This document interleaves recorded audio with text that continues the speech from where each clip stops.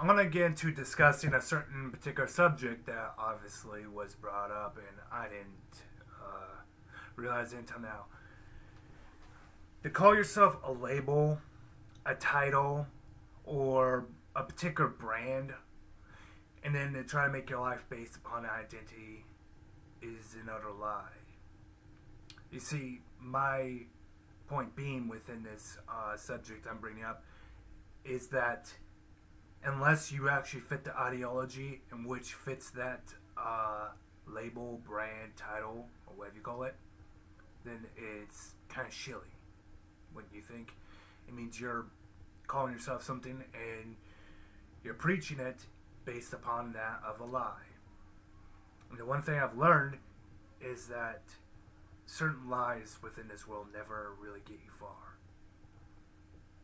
Of course, I base mine on a certain particular principle, yeah. But in all, mine is also based on what I say. Individuality, self-preservation, wanting to protect myself above all else, and preserving my life, but also that of my family. Even if I don't state these are pretty much the obvious motivations, but also the fact that I also have this sort of nature of distrusting, but also knowing where that distrusting is directed at. There are a lot more things that I need to bring up in the near future, but let's just put it this way. Around February 21st, or between that and March 21st, that's when I became an awakened person to what's happening around the world. The reason why I go against the establishment and rail against them so hard, or the government, or whatever you call them, or what makes up the government, is because they're overall corrupt. See, I never entirely pointed this out, which I obviously should. You have my apologies if you assume that I'm some anti-government nut job. I'm not. I'm against the state, yes. But that then later became a part of my ideology, which then I saw this name, anarchist, and it fits into there. I already had a distrustworthy nature, but in a sense, some people can argue it's paranoia, it's whatever. No. It's because upon learning what's happening around the world, how corporations are screwing the people, how the 1% owns most of wealth, and how we're being royally screwed, that was common knowledge when I was 21.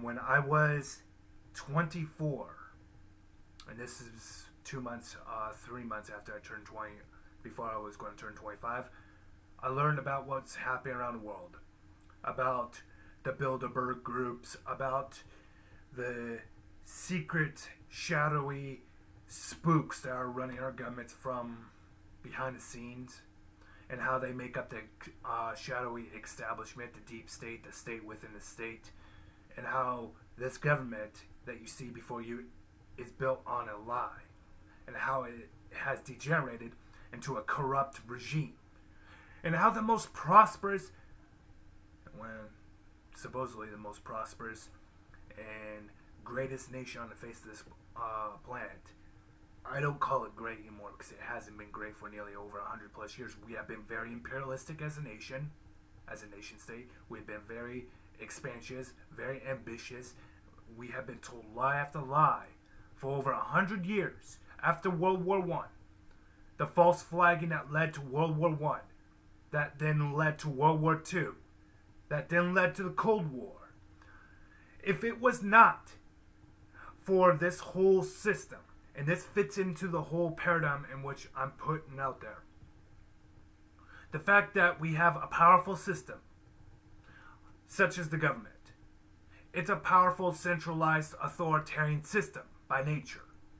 It's separate from society, but it's a powerful system nonetheless. That's given power by the people. The people created at first for the people. It then is used to govern the people in the people's place. So it takes most of the harsh, hard decisions out of the people's hands. because we need competent leadership, like or not, within a society, or else we don't have really much a society, but rather tribalism and barbarism all over again, 101. And then overall, that system became corrupt. It became infiltrated. It became absolutely diluted by the corrupt, the wicked, the people who used their wealth, capitalism, who then corrupted the entire system as such. Bankers, corporations who have been around for over 100 plus years that corrupted the presidency and overall Congress in the 18th century. And this was already well known. This was a repeating cycle that was being done throughout the 19th century and the 21st century. Well, 19th century and 2000, 2000th century, the year 2000, etc. Sorry for the slurring of that. It's a repeating history. But then to find out that we actually have actual really bad people that actually mean humanity ill harm. And what else could you expect? It made more sense, but it's a lot harder to discuss. Hey, we got a secret society and several secret shadowy groups behind the scenes pulling the strings of our government, which are now puppets of these deep state officials who hold the real power, the cards, and the real influence behind the scenes. And that these people that they put into office to be their voice, to act upon their wants, their needs, their desires, to be sort of their straw man that they can burn at any time and replace simply by appointing a new official.